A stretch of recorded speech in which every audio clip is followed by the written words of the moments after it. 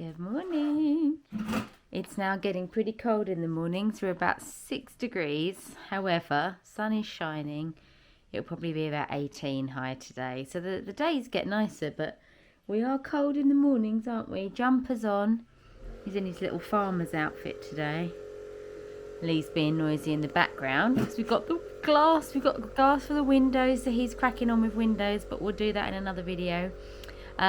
Today I thought, because I did my last blog post on the website, link in the description, talks about what to expect from a property like this. So when you first perhaps looking for a rural derelict property, some of the kind of things that you might expect. It's a little bit jovial, but I thought I'd run through some of it today for anyone that's interested.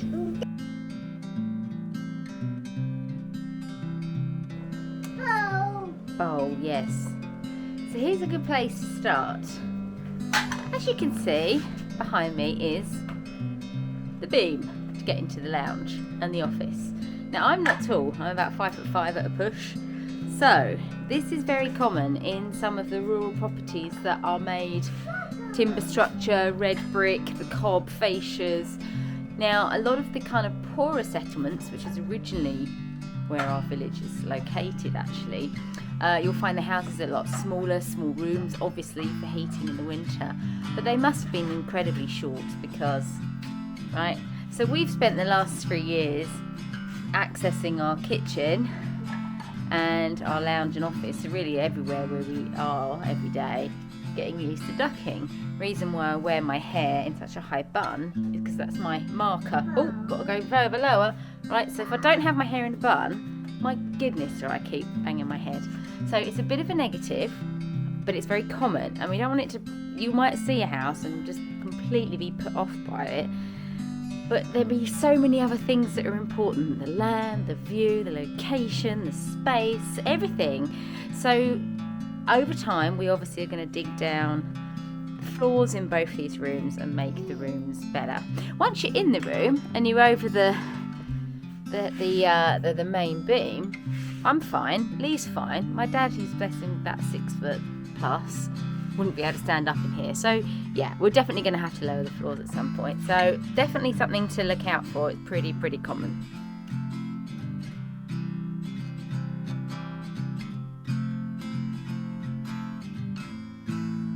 Now when I say common, that's this type of building structure that you tend to find a lot in the kind of middle, well, we believe the middle region, the hills, the mountainous regions of these types of properties.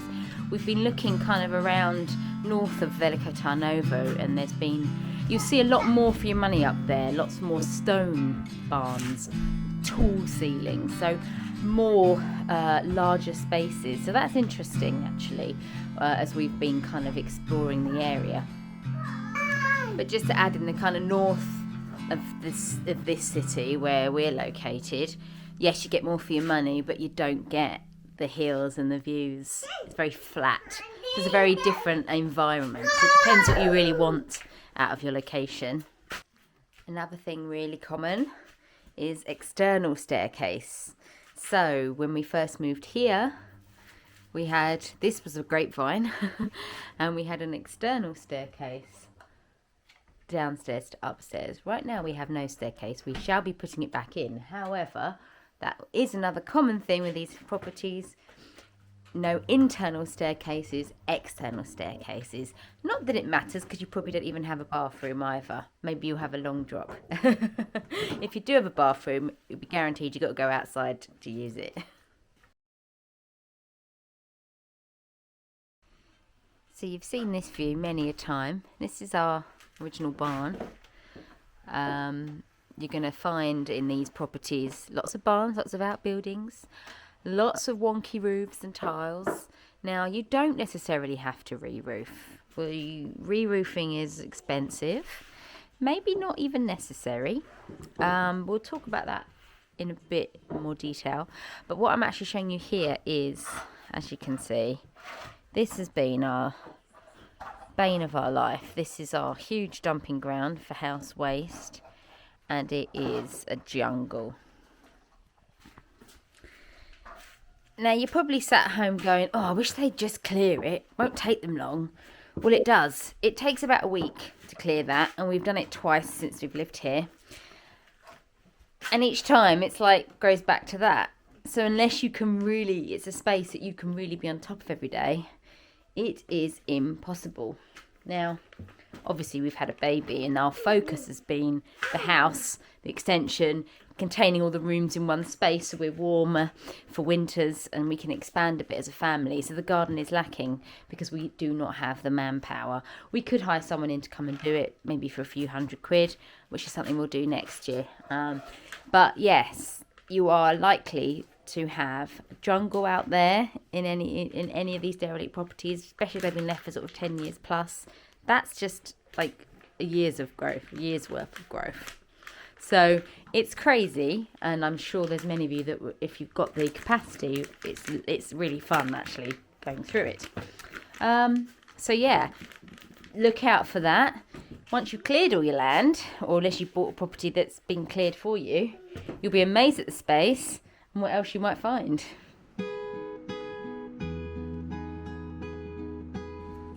So of course we've shown you before the view from our garden. It's quite a misty morning but sunny as well, and it's lovely. And as I come up here, and this is I guess another slight negative is that our garden's on a bit of a hill, but once you're at the top of this hill on our little makeshift bench, we actually love it. We love that we can potentially create different areas in this garden, but hey, look at that.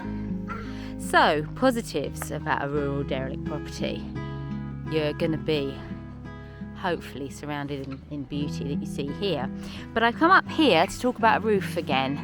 So we've got quite a few roof structures, and obviously the new one there that Lee created as we luckily found when we did eventually get to clear this space with a broken down barn, piles and piles and piles of tiles. You will find tiles all over your garden in piles. They obviously stored them all for spare, because obviously over time, as the snow and the heat, they contract, they might split. So you need piles of spare tiles to replace odd ones that break. So we don't necessarily right now need to re-roof. A re-roof on this property, you're looking at about 20 grand. Obviously we do not have that sort of cash. However, I have a Lee who can replace tiles that might be broken. He has replaced on some parts of this barn all of the struts.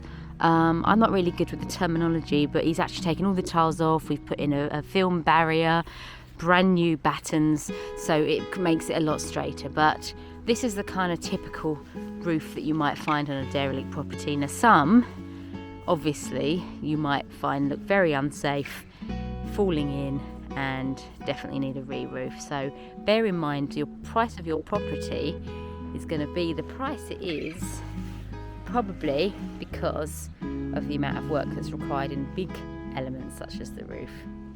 People want to see you, silly. Don't hide. Oh, you're being a pig. Have you got pigs in your farm?